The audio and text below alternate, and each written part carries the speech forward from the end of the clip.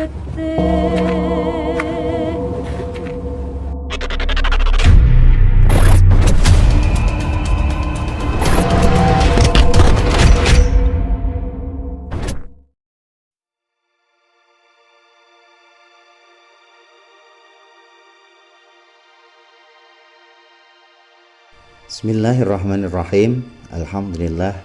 Salatu wassalamu ala rasulillah wa ala alihi wa ashabihi wa mawalah. Para pecinta ziarah wali, selanjutnya kita berziarah di makam Nyai Mas Rupiah Bekti yang berada di Desa Kramat, Kecamatan Karangmoncol, Kabupaten Purbalingga.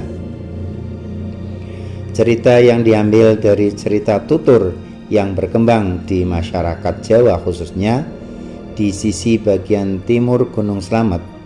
Nyai Mas Rupiah Bekti merupakan putri dari Syekh Jambu Karang dan merupakan istri dari Syekh Atas Angin yang menurunkan para wali di kerajaan Banjar Cahyana di sisi bagian timur Gunung Slamet atau di daerah Rembang, Karangmoncol, Purbalingga.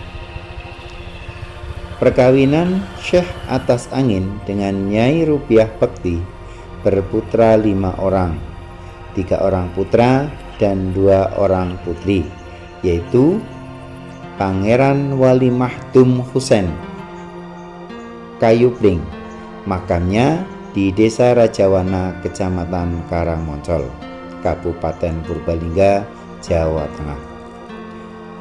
2. Pangeran Mahdum Medem, makamnya di Cirebon.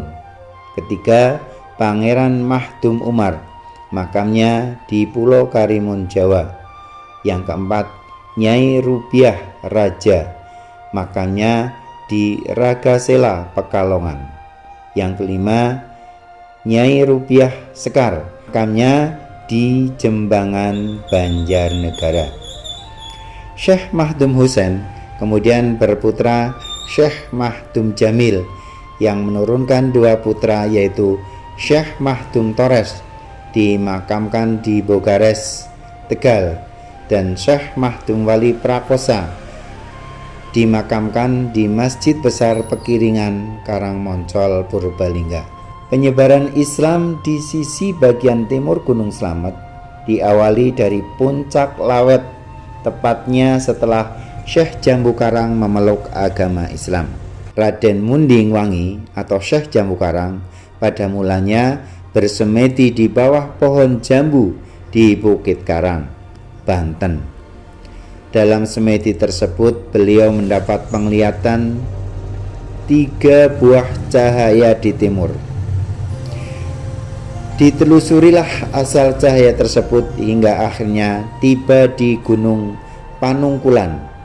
Dari situ kemudian nama Cahyana berasal, atau dalam bahasa Jawa berarti cahya ana atau ada cahaya. Pada saat bersamaan, seorang ulama di negeri Arab seusai sholat subuh juga mendapatkan ilham yang sama tentang 3 buah cahaya. Kemudian beliau berlayar menyusuri tempat cahaya berasal. Akan tetapi di tempat tersebut sudah terdapat seorang pertapa yang sedang bersemedi, yang tidak lain adalah Raden Munding Wangi. Raden Munding Wangi yang merasa terganggu akhirnya mengadakan satu perjanjian adu kesaktian bahwa barang siapa yang kalah akan tunduk mengikuti ajaran si pemenang. Akhirnya Raden Munding Wangi mengakui kekalahannya dan menerima ilmu keagamaan di Gunung Kraton. Setelah menunaikan ibadah haji, Pangeran Jambu Karang bergelar Haji Purwa atau Haji Purba, orang Jawa pertama yang berhaji. Sementara kepercayaan itu tumbuh setelah ada keteladanan. Kemungkinan karena keteladanan itulah yang membuat Mbah Jambu Karang ikhlas menjodohkan putrinya yang bernama Nyai Mas Rupiah Bekti dengan Syekh Atas Angin. Keteladanan Syekh Atas Angin semakin terang setelah menikah dengan Nyai Mas Rupiah Bekti. Hal itu dilihat dari putra-putrinya yang menjadi teladan dalam mensyiarkan Islam hingga ke berbagai daerah. Demikian sekilas tentang sejarah Nyai Rubiah Bekti. Mudah-mudahan menambah wawasan pengetahuan kita. Kurang lebihnya mohon maaf. Apabila ada informasi yang lebih luas, silahkan tulis di kolom komentar.